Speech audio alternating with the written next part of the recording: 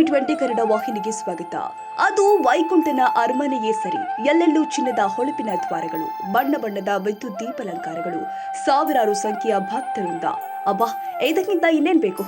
ಏಕಾದಶಿ ಹಬ್ಬದ ಈ ಶುಭ ಸಂದರ್ಭದಲ್ಲಿ ಸಾಕ್ಷಾತ್ ವೆಂಕಟೇಶ್ವರನನ್ನ ಸಪ್ತ ದ್ವಾರಗಳ ಒಳಗೆ ನಿಜ ದರ್ಶನ ಪಡೆದ ಅನುಭವ. ಹೌದು, 13ನೇ ಶತಮಾನದಲ್ಲಿ ಹೊಯ್ಸಳರಿಂದ ನಿರ್ಮಾಣಗೊಂಡ ಪುರಾಣ ಪ್ರಸಿದ್ಧ ಶ್ರೀ ಲಕ್ಷ್ಮೀ ನರಸಿಂಹ ದೇವಾಲಯದಲ್ಲಿ ವೈಕುಂಠ ಏಕಾದಶಿಯ ಪುಣ್ಯದ ದಿನದಂದು ದೇವಾಲಯ ಆವರಣದಲ್ಲಿ ವಿಶೇಷ ಅಲಂಕೃತ ವೈಕುಂಠ ದರ್ಶನ ಏರ್ಪಡಿಸಲಾಗಿತ್ತು. ಶಿವಮೊಗ್ಗ ಜಿಲ್ಲೆ ಭದ್ರಾವತಿಯ ಈ ದೇವಾಲಯದಲ್ಲಿ ಸಾವಿರಾರು ಭಕ್ತರು ಬೆಳಿಗ್ಗೆ 2 ಗಂಟೆಯಿಂದಲೇ ಮೈಲು ಉದ್ದದ ಕ್ಯೂನಲ್ಲಿ ನಿಂತು ಅತಿ ಉತ್ಸುಕತೆ ಮತ್ತು ಭಕ್ತಿ ಭಾವದಿಂದ ಸಪ್ತ ದ್ವಾರಗಳ ಹಿಂದೆ ಪ್ರತಿಷ್ಠಾಪಿಸಲಾಗಿದ್ದ ವೈಕುಂಠನ ದರ್ಶನ ಪಡೆದು ಭಕ್ತಿಯ ಪರಾಕಾಷ್ಠೆಯಲ್ಲಿ ತೇಲಿದ್ರು.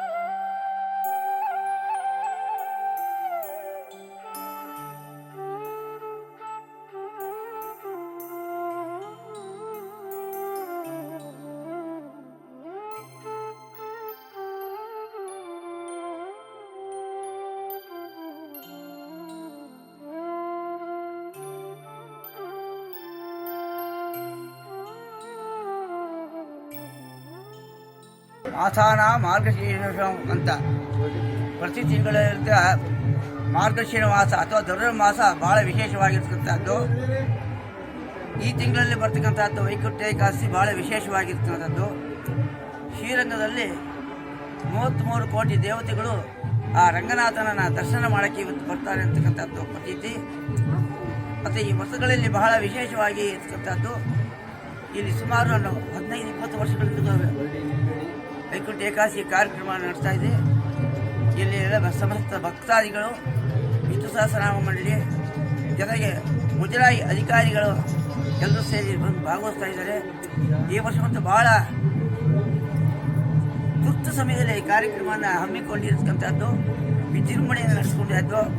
ನಮ್ಮ ಡೆಕೋರೇಟರ್ನ ಚಂದ್ರು ಮತ್ತು ಇನ್ನು ಅರಣ್ಯ ಪೊಲೀಸ್ ಅಧಿಕಾರಿಗಳು ಸುಲಭವಾದ ರಕ್ಷಣೆಯನ್ನು ಕೊಟ್ಟು ಬಹಳ ರೀತಿಯಾಗಿದೆ. ಹೆಚ್ಚಿನ ಸಂಖ್ಯೆಯ ಭಕ್ತಾದಿಗಳು ಬಂದಿದ್ದಾರೆ.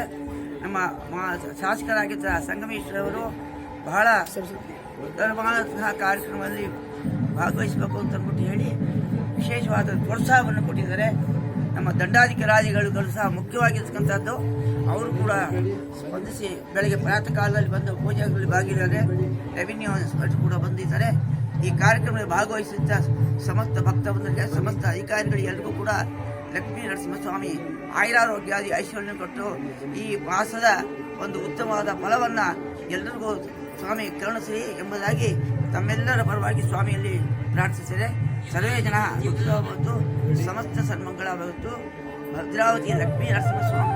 ವೈಕುಂಠ ಏಕಾದಶಿಯ ಈ ಶುಭ ಸಂದರ್ಭದಲ್ಲಿ ಮುಸುಕಿನ ಜಾವದಲ್ಲಿ ಮುಡಿಯಿಂದ ಆ ಭಗವಂತನ ದರ್ಶನ ಪಡೆದ್ರೆ ಸ್ವರ್ಗಕ್ಕೆ ದಾರಿ ಸಿಗತ್ತೆ, ಆರೋಗ್ಯ ಐಶ್ವರ್ಯ ಕೂಡ ವೃದ್ಧಿಯಾಗತ್ತೆ ಎಂಬುದು ಭಕ್ತರ ನಂಬಿಕೆ. ಈ ಕಾರಣಕ್ಕೆ ಸಾವಿರಾರು ಸಂಖ್ಯೆಯಲ್ಲಿ ನೆರೆದಿದ್ದ ಭಕ್ತರಿಂದ ಭಜನೆ ಕೀರ್ತನೆಗಳ ಮೂಲಕ ವೈಕುಂಠನ ದರ್ಶನ ಪಡೆದಿದ್ದಾರೆ. ದೇವಾಲಯ ಸಮಿತಿ ಹಾಗೂ ತಾಲೂಕು ಆಡಳಿತ ಭೂಲೋಕದಲ್ಲಿ ವೈಕುಂಠವನ್ನೇ ಸೃಷ್ಟಿ ಮಾಡಿದ್ರು.